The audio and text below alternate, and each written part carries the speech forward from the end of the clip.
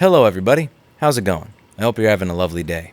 So does Mr. Clinton, who's sitting here on my lap as I do my video. We're at the point now where at least 2 or 3 times a week, I'll receive a call or an email. It's always the same story from someone involved in the Apple Independent Repair Program. There'll be someone who applied for the program and finds out what I said in a video over 6 months ago.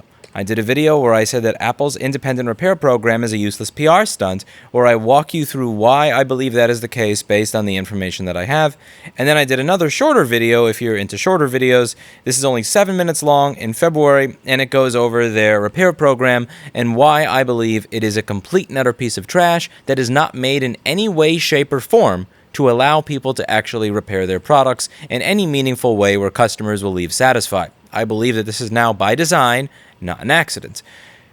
Every single one of these calls is the same. They tell me all this information, but then I'm not allowed to publish it, or that I can't show anybody, or not mention their name, or not to mention this form, and blah, blah, blah. And I don't know what it is that you want me to do. If you're not willing to share the information, then I can't help you. I'd like to help you. I'd like to show many millions of people why this is a sham program. But if you're not willing to take the first step, I can't help you. So what I did here is I took one of these phone calls that I got.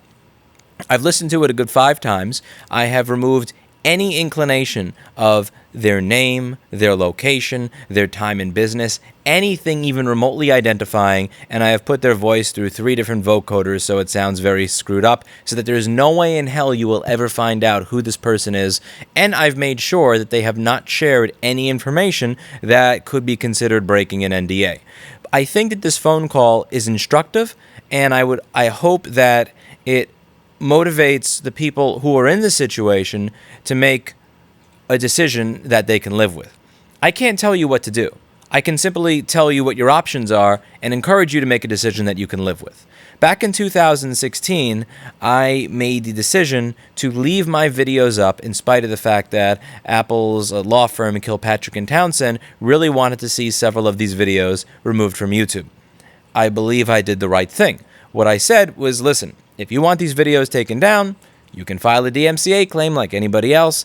You have to type in a reason as to why you want the video taken down. And once you do that, rather than the people that watch my channel assuming that Lewis got all tightwad about people being able to fix devices the same way he does, and he wanted to keep all the business for himself, so he hits the delete key, I don't want that narrative to persist. And that's what's going to happen if I delete all my stuff. I know that's what's going to happen. People are never going to believe me that I got a call from this law firm. So file a DMCA claim. This way, in the claim, you're going to have to say why you want it taken down. So you're going to have to say, at 59 seconds, there's a picture of a little diagram that shows where the fuse is in our machines, and that's why we don't want Lewis having his videos up. Then, at the very least, if you're going to be the bitch, you're going to have to be the whole bitch and let the world know that the reason that this video is taken down is because you don't want people to fix their products. That's the decision that I made. 4 years later, my business is larger. My YouTube channel has went from about 50 to 60,000 subscribers to 1.24 million. I went from having, I think, somewhere in the range of, at that time, I had 2 employees. Now I have 14. Things have changed quite a bit, but I can only speak for myself. I think I made the right decision, and I think that I did the right thing. But I think people are calling me, when they're calling you with this, I don't even think they know what they're asking for. I think that they want someone to point out that there is a decision that they need to make. And that if they want the world to change, they're going to have to make a decision that compromises their personal security, and they have to figure out what they want to do. And I can't tell you what the right decision is. I can only tell you why I made the decision that I made, and say that the decision I made worked out well for me, even if it may not work out well for you. But when I went into it, I did not go into it thinking that everything would go perfectly for me. I fully went into it understanding that I could be unleashing an absolute mess. And what happened was actually fairly, it was pretty mild. And I think the reason it was mild is that what is correct legally and what is correct morally and what is correct culturally are often 3 separate things. And if something is right 2 out of the 3 ways, and it's only wrong in 1 of the 3 ways, that the aggregate of society is not going to come down on you the way that you think it is in your head. That being said, I'm just going to play this phone call, which again, I have listened to many times. I have redacted any identifying information. There's no way you can tell who's calling based on this. I know people are going to complain about call quality, so I have this piece of shit Jabra 65E. You can get them for like $35 used on eBay. Usually I surround the microphone with a little foamy thing. Today I didn't do that because I'm just being a lazy bum. I will take phone calls if the store phone gets overwhelmed while out, and if it is a phone call for someone that wants something fixed, I will stop my bike so that I can talk to them without the wind being there. If it's someone calling, no offense, to phone in their YouTube comment, you're getting the full Bafang treatment. I could be going, you're getting wind noise and all, because I'm not going to stop my bike for someone that's not spending money with me. I'll give you advice, I'll talk to you, but if you're calling my business phone line for something that has nothing to do with business, you're gonna eat some wind noise. I'm not stopping my day on account of you. So that's why the sound quality here sucks. Feel free to let me know in the comments down below, because people are gonna point out the sound quality. I know, even if I make the disclaimer, it's gonna show up all over the video. If you have a headset that works when you're going 30 or 50 miles an hour, do let me know. I doubt such exists. Usually I have good results when I cover this with a little piece of packing foam, but I didn't feel like doing it today. So it's not like I have lots of conversations at 30 miles an hour anyway. So let me just play this, and you let me know what you think in the comments down below. How can I help you? Hi, this is Lewis Rosman. What can we do for you? Hey, Lewis, this is someone that's emailed you a few times, and I emailed you about a particular program that Apple came out with.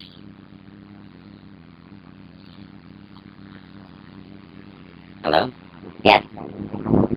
I just gotta be real careful about what I say, and you know what I mean? I'm just a repair guy.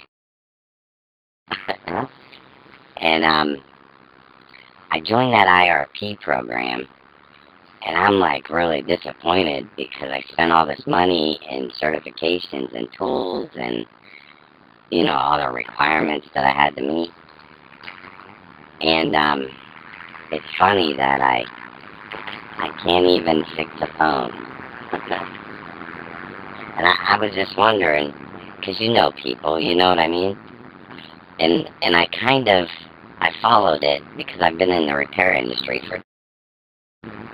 and you hear things like Apple only wants to do this to show that they're trying to, be nice in the repair group, or, towards repair people and whatnot.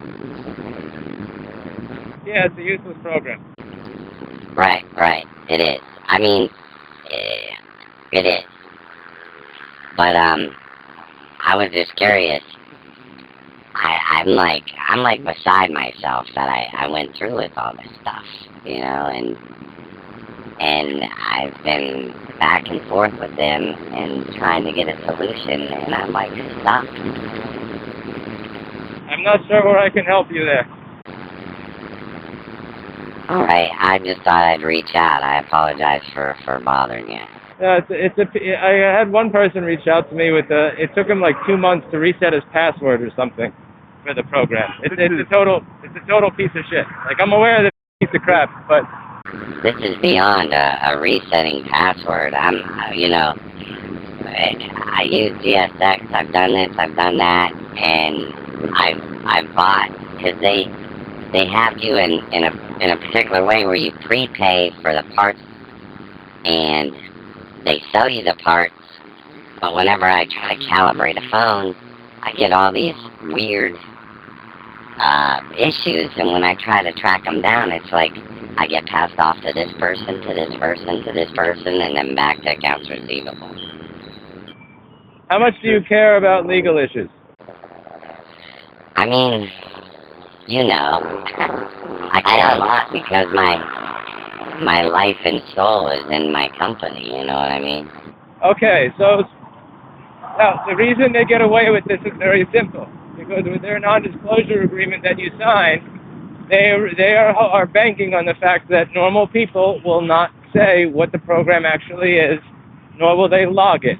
If I was in that situation, I would log every detail about why this is a worthless pile of garbage program. I would then release all of the details.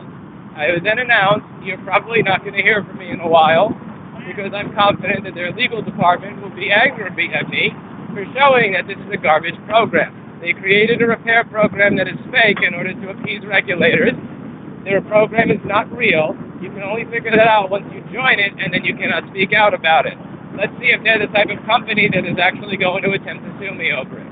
But my business is my livelihood, but I kind of have a habit of putting my dick into a grinder on a regular basis. And the way they will get away with this is if enough normal people view this and decide this is not worth taking the risk to talk about it. So if this really genuinely, truly aggravates you to the extent to which it is, I would log every single piece of it. And at some point ask yourself, is it worth publishing all the information? Is it worth taking that risk that Apple is going to sue me or not? For me, when I got a notification from their law firm regarding my video having a schematic in it, I told them I'll happily take it down, file a DMCA claim so the entire world can see, or you can sue me and gargle my balls. Slightly more polite than that. But that is why people figured out that they are as anti-repair as they are, and since they don't want to be perceived as truly evil, they never did it. But realistically speaking, none of this is ever going to change unless normal people like you and I are willing to take risks to expose these companies for who they are. So I can't really help you here with any of it. All I can do is I can just give you that option. If you want things to change, you have to think about whether or not you want to risk torching that NDA, disobeying it in its entirety, and releasing all the info and saying, because I guarantee you, if they actually went after someone for exposing this as a fake program, my God, this is not the regulatory or political environment for them to do such a thing. They have Congress on their ass over everything. The moment that they say we have this repair program, oh no, somebody blew the whistle and said it was fake, and we're fucking suing their small business into the ground in the middle of a pandemic. I mean, culturally, you're fine. What is more important to you? The cultural win, the social win, or the legal laws? I don't even think it would get to a legal laws. Now then again, who am I to say whether or not you should risk your business and your livelihood and your bank account over this? That's a question you got to ask yourself. Are you passionate enough about it? Do you believe in it enough? I realized that when I did what I did, I could have been losing my business, risking everything. I just didn't care. I was just pissed off. And honestly, in the back of my head, I realized that the average viewer and even the average Apple user agrees with what I'm doing. And if you're doing the right thing, it doesn't really matter what the law says. That was my finding in my experience. But that's a life decision you got to make. Right, that's true. But realize that none of this is going to change if people don't do something. And I'm not saying like go into an Apple store and break everything, or like, have light fireworks outside of Tim Cook's house, or any of this other stupid shit that you see people doing on the news nowadays to let people know they're not happy with the way the world is. You don't have to do all that. But if you're not willing to at least say, this is the scam that is going on, my name is X, here's the proof of it, then nothing's ever going to change. Right. I just know once I do that, you know what I mean? You'll have the support of hundreds of thousands of millions of people. But you'll also have a pissed off attorney on you. And it's a question of what you'd rather have. I made my bet, and honestly, it went way better than I thought it would have gone. I can't guarantee that would be the same for you. But if you did go through all of that, I'd be more than happy to cover it and to direct people and support your way if you did wind up blowing the whistle on all of these things. I mean, I tracked everything. I saved all the chat sessions, all the emails. I recorded some screenshots. But if you read the average poster on r/Apple, they will say that I lie about this and that I make it up.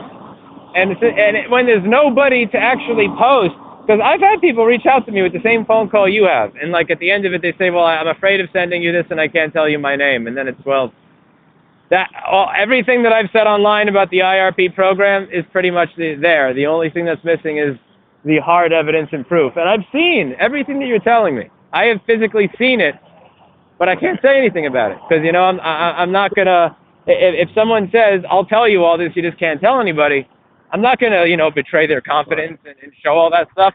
But at this point, I've done everything that it is I can do. It's up to the people who are in these bullshit non-disclosure agreements to decide what they want to do and how Right. important the issue is to them versus the stability of There, legal future. I just had someone walk in my lobby. Well, I think I gave you something to think about, and I'm also You did. away on a bike from my office, so I gotta cut you off here. But hopefully, you have something to think about. And You did, and hey, thank you very much for your time, my brother. no worries. You have a good day. You too. Take care.